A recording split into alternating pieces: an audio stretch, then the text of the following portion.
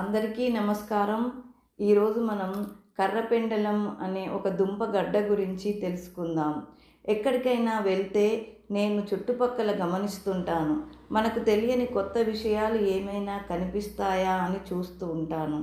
ఈసారి తిరుత్తని దేవాలయం దగ్గర ఇలా అమ్ముతున్న ఒక గడ్డ కనిపించింది. చాలామంది కొనుక్కుంటున్నారు. మొదట ఏమిటో తెలియలేదు. దగ్గరగా చూసి వారిని అడిగి తెలుసుకున్నాను. ఇది తాపియోకా లేదా కసావగడ్డ అని అంటారట. కొన్ని ప్రాంతాలలో దీనిని కర్రపెండలం అంటారు. తమిళంలో కప్పకిలంగు అని అంటారట. ఇది భూమిలో పెరిగే ఒక గడ్డ. బయట గోధుమ రంగు గట్టి తొక్క, లోపల తెల్లగా ఉంటుంది.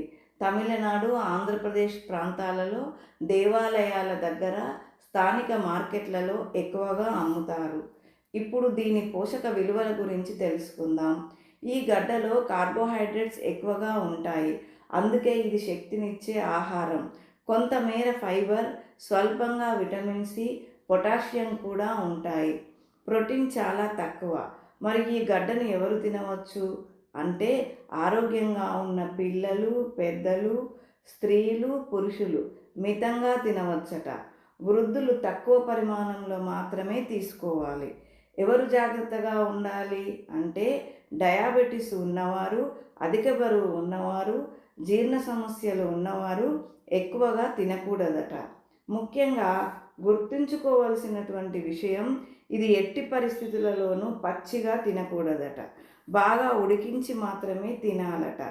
తక్కువ మోతాదులో అంటే 5 లేదా 6 చిన్న ముక్కలు మధ్యాహ్నం లేదా సాయంత్రం తినాలట. రాత్రిపూట తినకూడదట. తింటే మాత్రం వెంటనే శక్తినిస్తుంది, ఆకలి తీరుస్తుందని అమ్మేవారు స్థానికులు తెలిపినారు. తినకపోతే నష్టం ఏమిటి? ఏమీ కాదు. ఇది తప్పనిసరి ఆహారం కాదు. కేవలం శక్తినిచ్చే సహజ గడ్డ మాత్రమే. తెలుసుకొని తింటే లాభం, తెలియక తింటే ఇబ్బంది. అందుకే ప్రతి ఆహారం గురించి తెలుసుకోవడం చాలా ముఖ్యం. ధన్యవాదాలు.